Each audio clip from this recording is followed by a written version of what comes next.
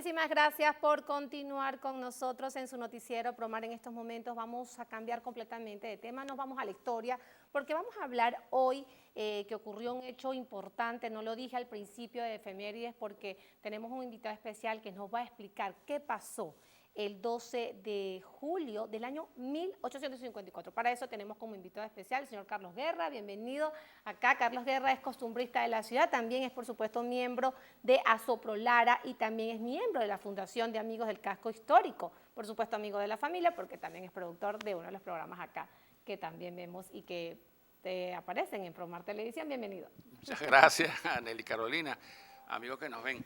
Bueno, sí, de verdad que hoy 12 de julio estamos vamos a recordar un hecho histórico, un hecho trascendental, un hecho dantesco por demás, que tristemente tenemos que recordarlo porque es una efeméride sumamente importante hacer conocer a la colectividad porque hace 170 años Barquisimeto se conmovió, una población muy pequeña de ese entonces, pero que tuvo una trascendencia en el país y que 170 años después, como hoy, un día como hoy, tiene una repercusión también que vale la pena hacerla por los hechos que se acontecieron previos, durante y después de la misma. Pero cuéntame exactamente qué fue lo que sucedió. Sabemos, según la historia, es que hubo un asesinato. Ahora cuéntame quién fue ese personaje. Eso es correcto.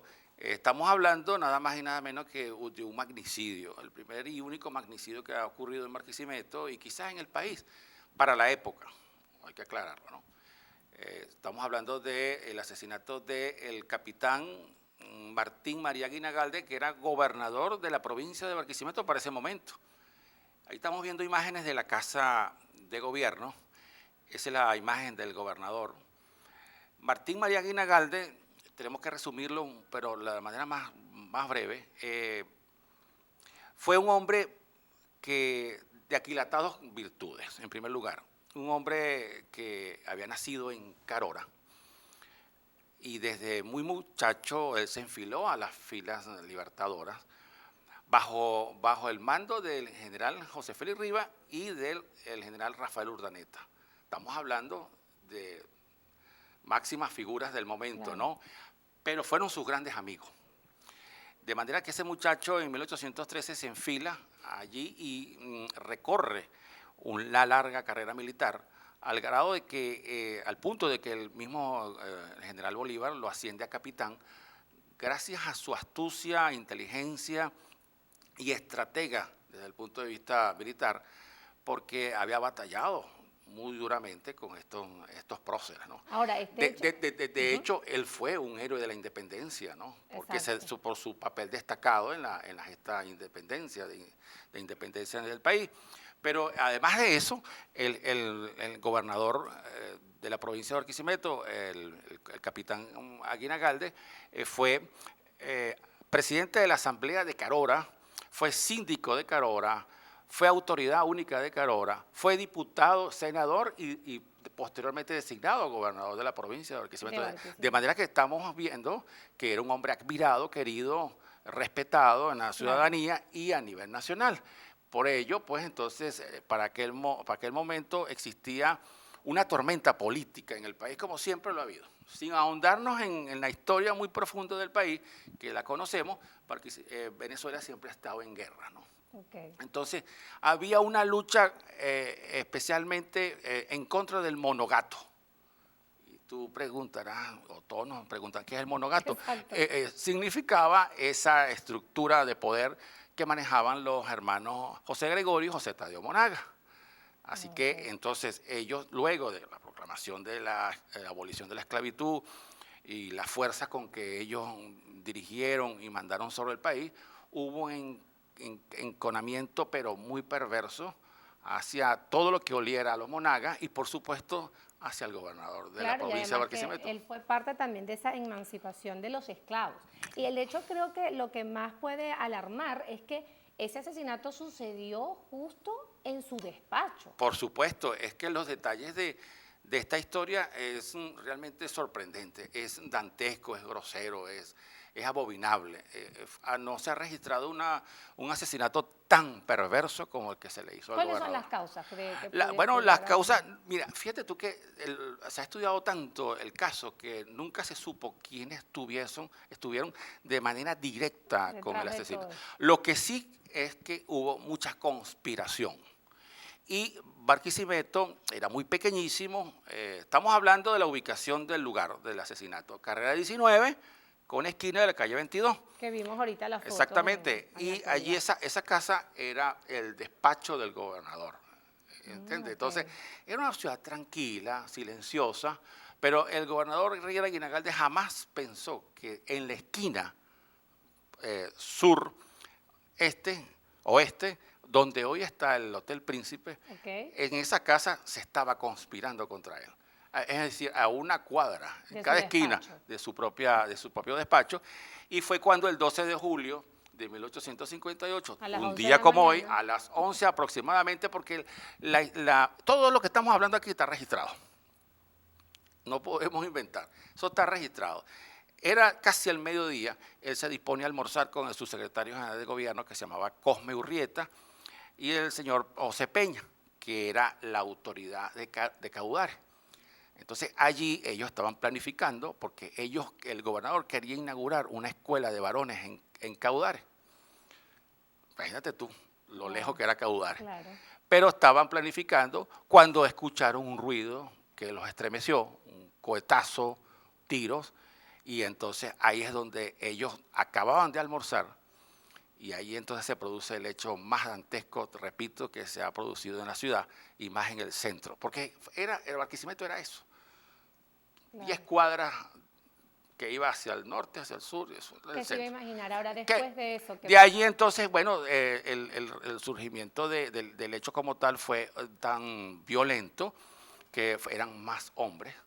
El gobernador inmediatamente, según los registros que quedan allí, los testigos, es que él inmediatamente busca la manera en la gaveta de buscar su arma, le dispara a aquel grupo de hombres que estaban con la finalidad única de asesinarlo, y él le dispara a uno, pero es que lo superaban en número. Entonces fue tan brutal que le cayeron a cuchilladas, ¿no? Hasta que la cuchillada final fue en el cuello, él sangrando, él pudo resistir aquello, pero el cuerpo cae. Claro. Pero no solamente eso, que es que cuando ella estaba ya fallecido, tirado en el piso, le cortan las manos, los brazos, los ojos, las piernas. Entonces aquello fue tan brutal por que eso es dantesco. Sí, es dantesco, fue abominable. Entonces, ¿por qué lo contamos y a esta hora? Porque realmente es un hecho histórico. No podemos dejar pasar un día como hoy ese hecho que trascendió a Barquisimeto, que conmovió, el terror se apoderó de la ciudad. Hubo manifestaciones de inmediatamente el presidente Monagas mandó una comisión acá para... 2 días duró aquella revuelta. Me imagino cómo eso no fue la ciudad, que dicen los escritos después de eso, sí, duelo. Claro, conmoción. Claro. El cuerpo del gobernador fue trasladado inmediatamente a un cementerio fuera de la ciudad y se le ofició su misa, su sepultura en el cementerio de San Juan. Que era ahorita en la casa del maestro. Sí, y primero estuvo allí, después lo trasladaron para allá porque ese era el cementerio pues que estaba pues más accesible. Pues. Y entonces allí ocurre ese hecho tan lamentable que cuando uno lo lee, porque es una historia muy larga, estamos resumiéndolo aquí por el tiempo, ¿no? Pero fue muy lamentable, y lamentable fue porque mucha gente notable de la ciudad estuvieron detrás de ese asesinato. Mucha conspiración, duraron muchos meses haciéndolo, y lo lograron, tal punto de que los asesinos, cuando fueron ya ejecutados antes de hacerlo, ellos hablaron y dijeron que no les importaba absolutamente nada lo que ocurrió. Ellos iban con esa misión de asesinarlo. Tenían como una ideología ya... Sí, planificada, una maldad perenne allí. Y déjeme decirle, fue un hombre noble, tranquilo, progresista, trajo mucha inversión a la ciudad. De hecho, a él se le debe la reconstrucción del Templo de la Inmaculada Concepción. Wow. Fue un hombre que tuvo muchos contactos a nivel internacional para ese momento, fíjate tú. Es Carlos, que era un ¿por héroe qué de la no ha independencia. trascendido? Porque esa información no se ve tan fácil en las redes. Sí se ve. Son Sí, 170 años que se sí, están cumpliendo. es más, es que hasta ahora, hoy, debería haberse producido una programación, realizado una programación, para por lo menos para hacerlo simbólico allá en la carrera 19 con esquina de la calle 22, que ahí está una incipiente placa que gracias a Dios que está, pero es que la ciudad no tiene identificación histórica. Entonces esa es la razón por la cual uno insiste en estar en espacios como estos para recordarle a la gente que si Barquisimeto, cualquier ciudad de Venezuela, pero nosotros que vivimos acá, no logramos conocer nuestra historia, entonces estamos plagados o condenados a la ignorancia. colocarnos una venda y colocarnos simplemente a ser ciegos. Eso es lo que yo siempre he querido resaltar cuando invito a personajes como ustedes que conocen de la historia de Barquisimeto, la importancia que es resaltar, recordar, de otra vez revivir estos hechos. Para ti es importante eso y quisiera que me contaras. Claro, porque realmente esto tiene que estar dirigido a las nuevas generaciones y a las que no conocen este tipo de... Yo te apuesto que tú no conocías este acontecimiento. Realmente no. O sea, pasar 12 de julio, que es un día normal, pero no, fue una fecha que cambió el rumbo de cómo se iba a conducir a partir de ese momento el cuidado. Fíjate tú que en el registro, un detalle muy interesante, hasta que finalicemos, el gobernador no tenía ni siquiera un portero en su Eso te iba a decir, no había seguridad. Nada, ¿no? absoluta. Era tan tranquilo todo. Tan tranquilo, y porque era un hombre que estaba en la plenitud de su ejercicio gubernamental, un hombre que estaba buscando inversiones, un hombre que pensando en la ciudad, para eso fue designado. Entonces, bueno, y déjame recordarte algo y reconocerte a la vez. Acabas de mencionar otra fecha histórica del nacimiento de doña Blanca Silveira, unas hermanas extraordinarias que estuvieron en Barquisimeto. Nacieron acá de una familia distinguida, eran tres hermanas, María, Egma y Blanca. Y ella hoy, 12 de julio de 1905 nace, fue la primera astrónoma que tuvo Barquisimeto. No, y Egma Silveira, la segunda pianista más grande que ha tenido este país. Wow. Bueno, de verdad, Carlos, muchísimas gracias por estar hoy con nosotros. Este tema, pues, había que ampliarlo mucho más. Vamos a ver si después hacemos una entrevista más.